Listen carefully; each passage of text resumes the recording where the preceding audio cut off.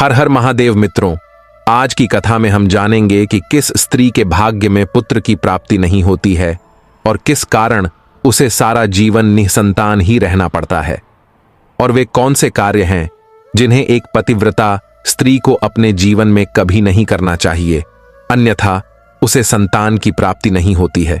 मित्रों, एक समय की बात है, भगवान भोलेनाथ कैलाश पर्वत पर विराजमान थे।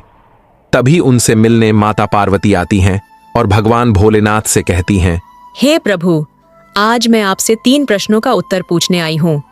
तो भगवान भोलेनाथ कहते हैं, हे देवी, तुम निश्चिंत होकर अपने तीनों प्रश्नों को मुझे बताओ, मैं अवश्य ही तुम्हारे प्रश्नों का उत्तर दूंगा। मित्रों, प्रश्नों को बताते हुए देवी पार्वती कहती हैं, हे प्रभु, मेरा पहला प्रश्न ये है कि वह कौन सी स्त्री है जिसके भाग्य में संतान सुख की प्राप्ति नहीं होती है और वह जीवन भर निसंतान ही रहती है। मेरा दूसरा प्रश्न ये है कि वह कौन सी स्त्री है जो समय से पहले ही विधवा हो जाती है और बिना पति के दुखी जीवन व्यतीत करती है। मेरा तीसरा प्रश्न है कि वह कौन सी स्त्री है जो पति के होते हुए भी अपना जीवन दुख में व्यतीत करती है। देवी पार्वती के तीनों प्रश्नों को सुनने के बाद भगवान भोलेनाथ कहते हैं, हे देवी, मैं तुम्हें इन प्रश्नों का उत्तर एक कथा के माध्यम से देना चाहता हूं। इसे सुनकर तुम्हें तुम्हारे प्रश्नों का उत्तर मिल जाएगा, किंतु याद रहे, इस कथा को आधा अधूरा छोड़कर मत जाना, नहीं तो यह कथा तुम्हें समझ में नहीं आएगी। तभी माता पार्वती कहती हैं, हे प्रभु, आप कथा सुनाइए, मैं कथा को ध्यानपूर्वक पूरा सुनूंगी। मित्रों, कथा को सुनाते हुए भगवान भोलेनाथ कहते हैं, हे देवी पार्वती, एक समय की बात है, देवपुर नाम के गांव में एक जमींदार रहता था और उस जमींदार के 2 बेटे थे। जमींदार ने अपने दोनों बेटों की शादी कर दी थी। जमींदार और जमींदार की पत्नी दोनों ही बहुत दुष्ट स्वभाव के थे। उनके स्वभाव के कारण उन्हें कोई भी पसंद नहीं करता था। जमींदार का बड़ा बेटा और उसकी पत्नी भी दुष्ट स्वभाव के थे, लेकिन जमींदार का छोटा बेटा और उसकी पत्नी दोनों बहुत ही सरल स्वभाव के थे। जमींदार की छोटी बहू सुंदर और सुशील थी। वह सभी कार्यों में निपुण थी। वह अकेले ही घर का सारा काम करती थी। सुबह और शाम का खाना सबके लिए अकेले वहीं बनाती थी और घर के सभी कपड़े भी वहीं धोती थी। इतना सब कुछ करने के बाद भी जमींदार की पत्नी और उसकी बड़ी बहू हमेशा उसका अपमान करती रहती थीं और उसे ताने मारा करती थीं। कथा को आगे बताते हुए भगवान भोलेनाथ कहते हैं, हे देवी पार्वती, जमींदार की जो बड़ी बहू थी उसे एक बेटा था और छोटी बहू को एक पुत्री थी। जमींदार की पत्नी हमेशा उस पुत्री को लेकर अपनी छोटी बहू को ताना मारती रहती थी और उसे तरह तरह की बातें सुनाया करती थी। दोस्तों, आगे की कथा सुनाते हुए भगवान भोलेनाथ कहते हैं, हे देवी, अब मैं तुम्हें उस जमींदार की छोटी बहू की कहानी सुनाता हूं।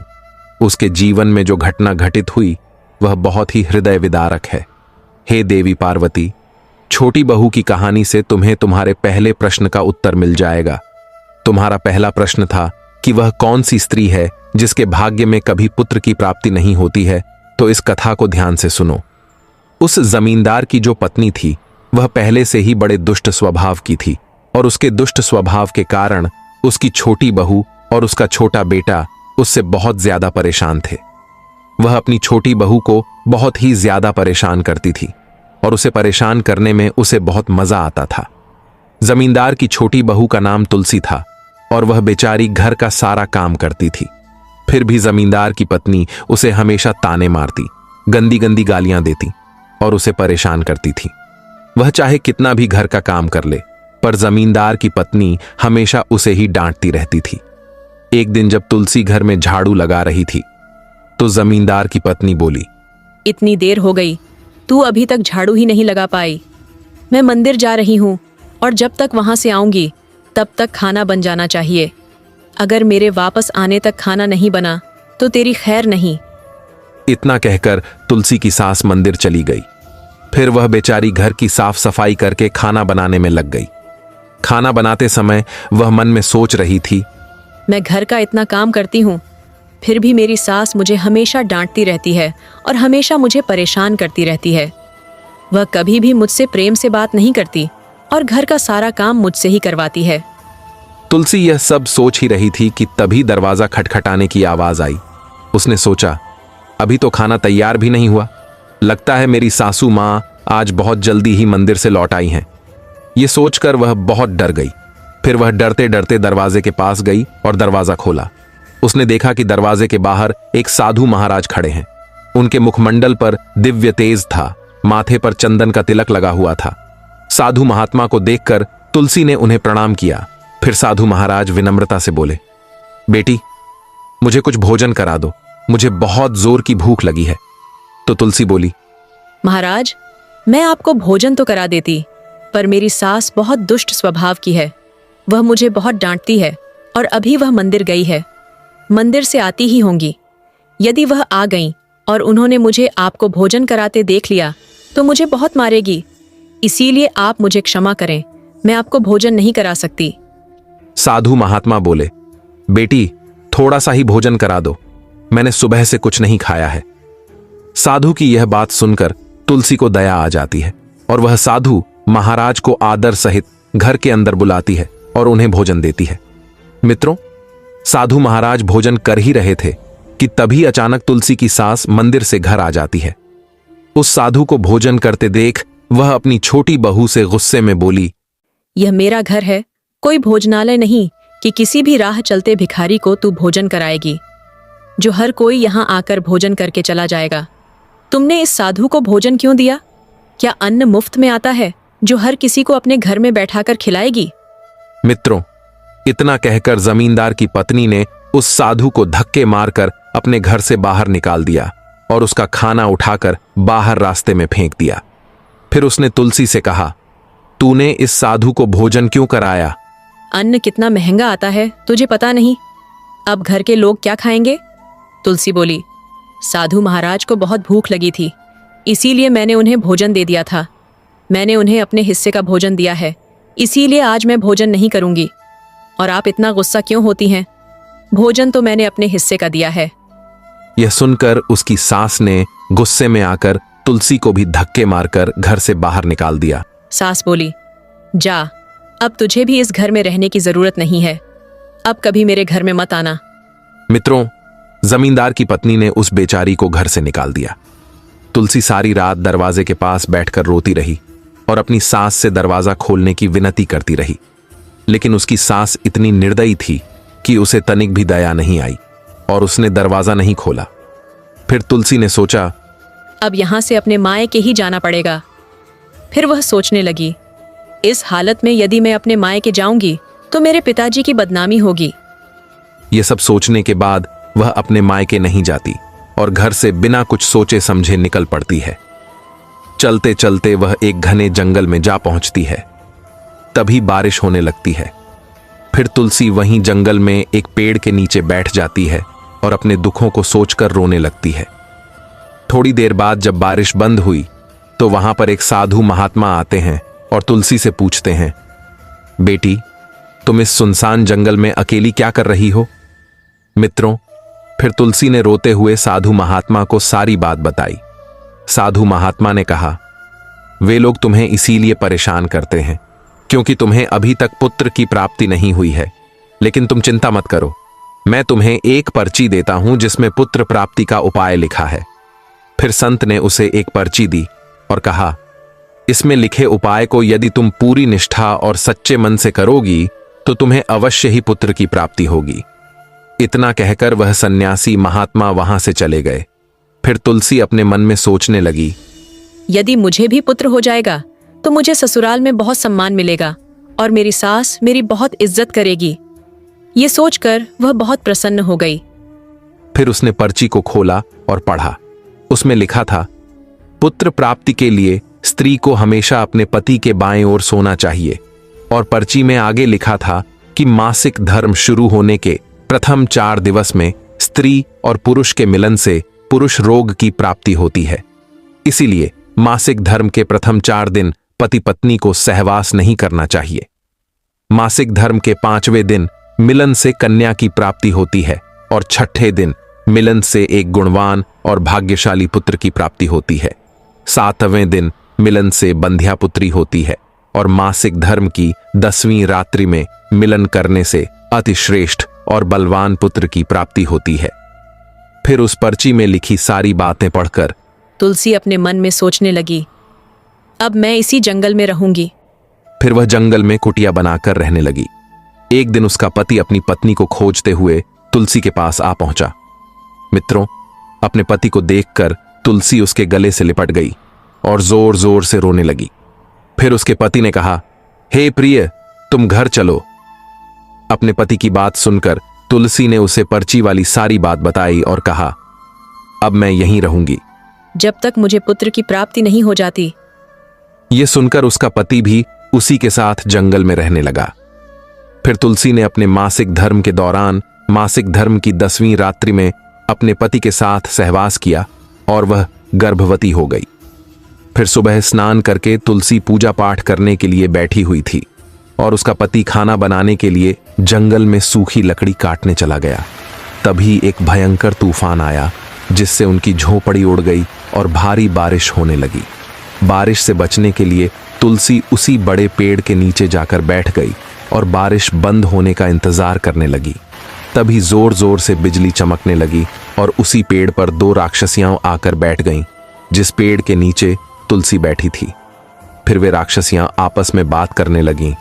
अब यह स्थान सुरक्षित नहीं है, हमें अब अपना खजाना यहाँ से ले जाकर कहीं दूसरी जगह रख देना चाहिए। तभी उनमें से एक राक्षसी पेड़ को उठाकर दूसरी जगह रख देती है।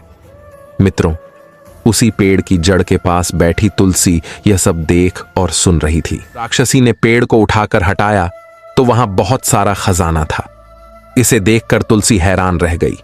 फिर वे दोनों राक्षसियां उस खजाने को अपने साथ लेकर चल दीं, लेकिन खजाना इतना ज्यादा था कि वे उसे एक बार में नहीं ले जा सकीं।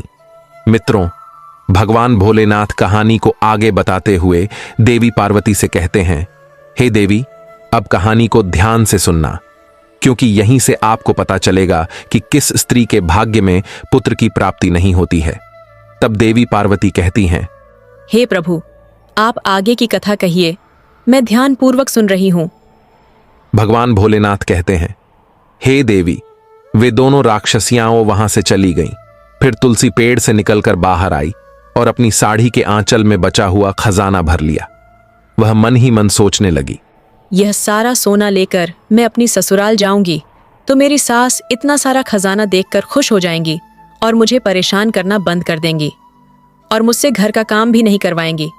तुलसी यह सोच ही रही थी, तभी उसका पति भी जंगल से लकड़ी काट कर आ गया और कहने लगा, इतना सारा बहुमूल्य खजाना तुम कहां से लाई हो? तब तुलसी ने अपने पति को राक्षसियों वाली सारी बात बताई और कहा, चलो घर चलते हैं। उसका पति बोला, ठीक है, और फिर दोनों घर चले गए। घर पहुंचते ही तुलसी ने अपनी सास को सारा सोना दे दिया। इतना सारा सोना देखकर उसकी सास बहुत खुश हुई और उससे पूछने लगी, तुम इतना सारा सोना कहां से लाई हो? मित्रों, भोली भाली तुलसी ने अपनी सास को राक्षसियों वाली सारी बात बता दी। फिर उसकी सास ने सारा सोना ले लिया और उसके बाद तुलसी से कहने लगी, इतने खजाने से क्या होगा? जब वहां पर बहुत सारा सोना, चांदी और बहुमूल्य खजाना था तो तुम्हें और ज्यादा सोना लेकर आना था। इतना थोड़ा सोना लेकर क्यों आई हो? तो तुलसी बोली, माँ जी, इतना सारा सोना तो है, और लाती तो क्या होता? उसकी सास बोली, तुझे और ज्यादा सोना लाना था जिससे हमारी 7 पीढ़ियां बैठकर खाएं, फिर भी सोना खत्म ना होता। अब तू देख, इस बार मैं जाऊंगी और बहुत सारा सोना लेकर आऊंगी।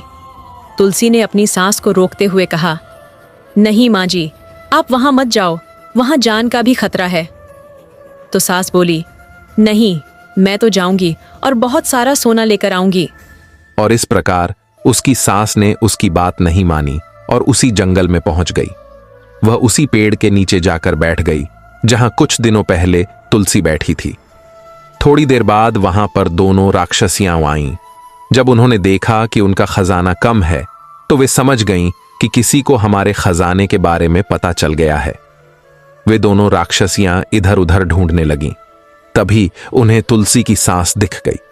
फिर वे दोनों राक्षसियां उसे मारकर खा गईं।